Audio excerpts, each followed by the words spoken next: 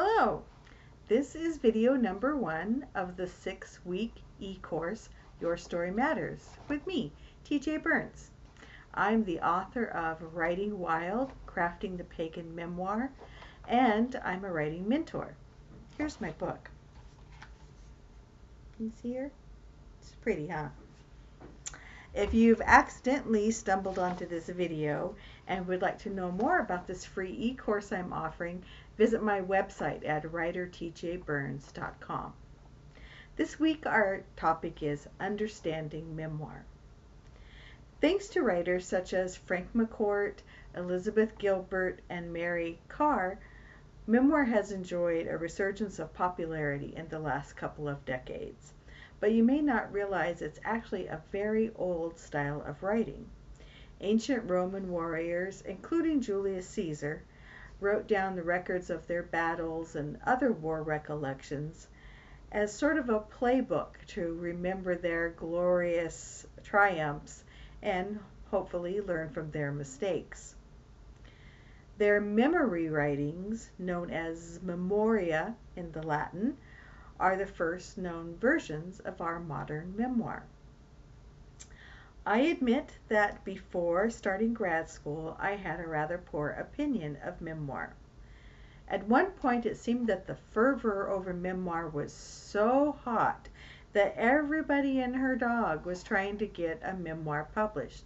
And I thought, do that many people really have that much of an interesting story to publish into a real book? So I kind of got the idea that memoir writing was more an exercise in stroking the ego than in good writing. But when I studied genre from a literary perspective and I met some serious memoir writers, I learned just how wrong I had been with that opinion. As a writing process, memoir offers opportunities for deep reflection, for inspiring other people, for honoring our personal history, and for telling a darn good story. I also fell in love with memoir because of the freedom it gives a writer. There's no other genre in which it is so vital that you sound like yourself. Write with your accent, write with your own grammar, your sense of humor. Write in limericks or present your memoir in a 3-act play if that's the form that feels right. Whatever form most expresses you, your story, that's the way to do it. And that's why I do feel so passionate and so confident that everyone can create a good memoir, regardless of their writing experience or inexperience, as the case may be. It may not be the stuff of the bestseller list. It may not make you a ton of cash. It may not win any book awards. It's true. But that doesn't mean that writing it isn't valuable or that the time you spent writing isn't valuable. We're talking about creating an original piece of art that no one else on this earth can create, except you. It's a piece of art that wouldn't exist if you didn't take the time to write the words down on paper. And that's never a waste. What memoir is not is an autobiography. It's not that sweeping story that starts at your birth and lists all of your achievements and all of your challenges and then ends with the present you. Memoir is just that slice of life. It's not the whole pie, it's just a slice. Something that could be described as how I got divorced, or that time I climbed Mount Everest, or remembering grandma. I'm currently writing a memoir myself, and I describe it as how I transformed from a Jehovah's Witness to a goddess-worshipping pagan. My story covers many years, so it's kind of a big slice in that way, is that it does cover a lot of time, but it's focused around one specific theme, my spiritual awakening. So it still qualifies as a memoir because it's focused and it isn't telling my whole life story. We'll talk more about themes next week.